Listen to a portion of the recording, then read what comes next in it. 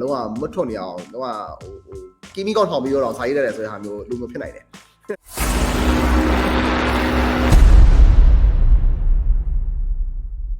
well like ကျွန်တော်က copywriter ပါဒါကိုစပြီးတော့လေ့လာနေရတစ်နှစ်ကျော်ပါပြီ agency မှာတကယ်လို့လုပ်တာတော့9လ6လလောက်ပဲရှိပါသေးတယ်ဒါပေမဲ့ brand အကြီးကြီးရဲ့အတွက်တော့ရေးပြီးနေရပါပြီကျွန်တော် personal brand တစ်ခုတည်ဆောက်ချင်လို့ပါလူတွေကျွန်တော်ကိုသတိထားမိလာအောင်ရှုံးလာအောင်ပြီးတော့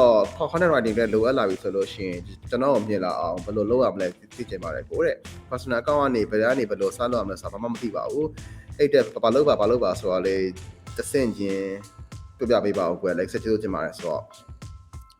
နေ့ချက်ကကြတော့ကျွန်တော်ဘာလုပ်လို့ရှိရသေးလဲဆိုတော့ကိုထအောင်သူရဲ့ creative copywriting skill set ကို show off လုပ်လို့ရတယ်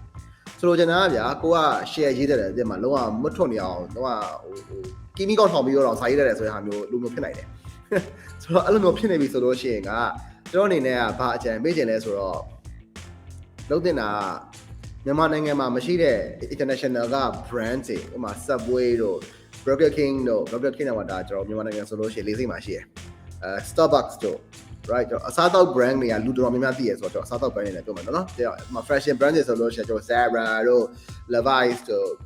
Uniqlo တို့စတဲ့ကျွန်တော် international brand တွေမြန်မာနိုင်ငံမှာမရှိသေးတဲ့ international brand တွေကိုသူတို့ရဲ့ content တွေကိုဘယ်လိုမျိုးဖြစ်နိုင်လဲဆိုတာလေးမျိုးလေးကိုရေးကြည့်ပါအကောင်းဆုံးဥပမာလေကျွန်တော်တော့သဘောကျတဲ့ကိုချစ်ကိုစိုးရဲ့ content တွေအဲ့တော့သူဆိုလို့ရှိရင်ကသွားပြီးတော့လဲသူ့ရဲ့ page ကိုသွားပြီးတော့ရှာကြည့်လို့ရတယ်ပေါ့နော်ကိုချစ်ကိုစိုးရဲ့ page ကိုအဲ့တော့သူဒီလဲဒီ copywriter ရဲ့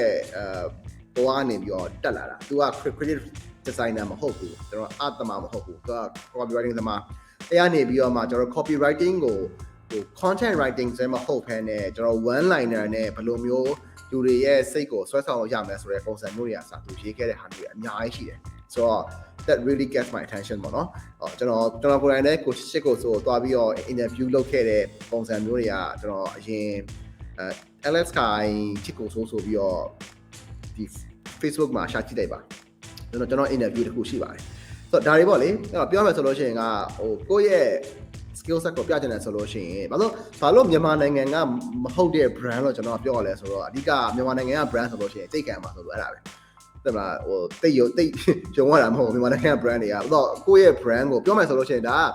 brand manager တွေကလည်းကိုယ့်ရဲ့ brand ကိုကာကွယ်ရမယ့်တာဝန်ရှိရလေနော်ဆိုတော့ protect လုပ်ရမယ့်တာဝန်ရှိရယ် gatekeep လုပ်ရမယ့်တာဝန်ရှိနေတာဆိုတော့ကြတော့brand manager တွေကနေပြီးတော့ဒါသူတို့ရဲ့ brand အဲ့လိုမျိုး tone of voice မရေးပါဘူးဆိုတဲ့အချိန်မှာကိုအနေနဲ့ရေးလို့မကောင်းဘူးပေါ့လေအဲ့ဒါကြတော့မြန်မာနိုင်ငံမှာမရှိတဲ့ brand တစ်ခု brand နှစ်ခုသုံးခုလေးခုငါးခု၆ခု၇ခု၈ခု9ခု10ခု20 30 40 50ကျော်ရေးကြည့်ပါ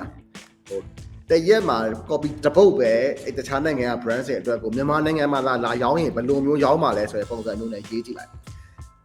တကယ်မိုက်တယ်ဆိုလို့ရှိရင်လူတွေကအမှစိတ်ဝင်စားပြီးတော့ဝိုင်းပြီးတော့ sharing လုပ်လာပါလိမ့်မယ်အထူးသဖြင့်